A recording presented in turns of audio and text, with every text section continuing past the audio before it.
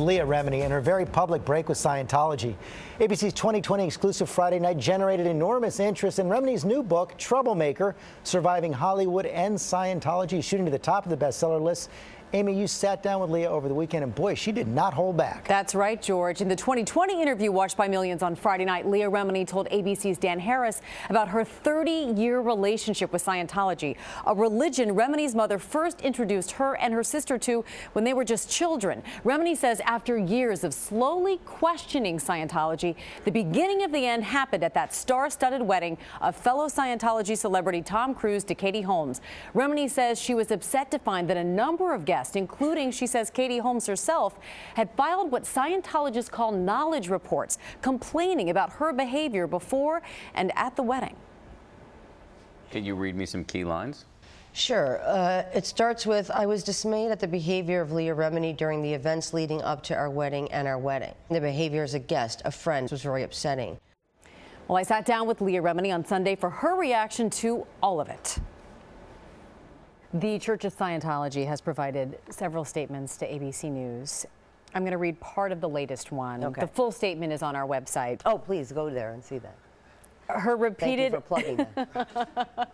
Her repeated ethical lapses and callous treatment of others led to an ecclesiastical review which resulted in her being expelled.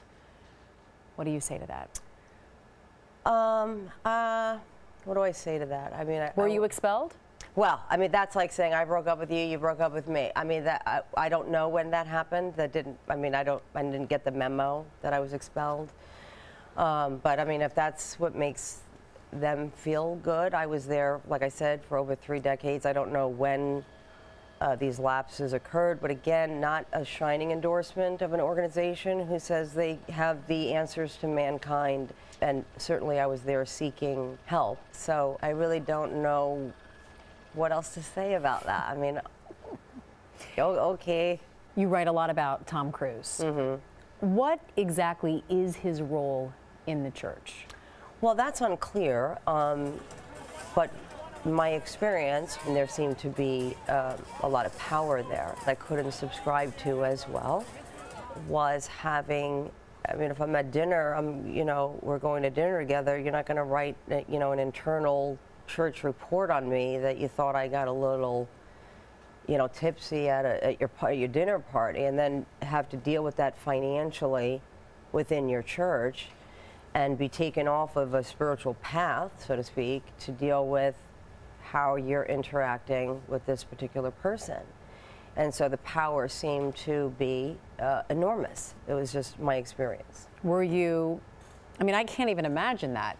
Being with someone in a social setting and were you afraid of what you said or didn't say or how you acted? Were you worried about getting written up?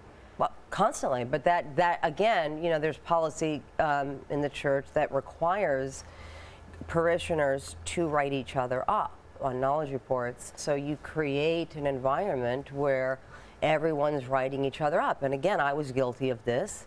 But what it does is it doesn't allow you to have the relationship with the person. You become a person who can't deal with your husband directly, your wife directly, your own child directly, and the church becomes your parent in that way. And then my role is pushed out. Cruise's ex-wife, Katie Holmes, issued a statement that we saw in Friday's special. And she said, I regret having upset Leah in the past and wish her only the best in the future. You're smiling. Yes, I'm smiling because it almost makes me want to cry. It makes me emotional because at the time the Katie and this particular crew were writing reports, it caused me a lot of time and pain and my family being reprogrammed. So at the time, I was fighting with her, I guess, for the lack of a better word, within the church. And now I know really what she was going through, because at the time I was thinking of myself and my family and what we were going through, and although painful, I had no idea she was going through probably a lot more. And looking back now and now seeing her and Suri out there in the world, and her being able to be with her daughter and live her life is, you know, I'm touched by it. I'm touched by it because I know now she did what she did, leaving in the way that she did because she had to protect her daughter, which in a way connects us now. And because part of what you did was to protect your daughter.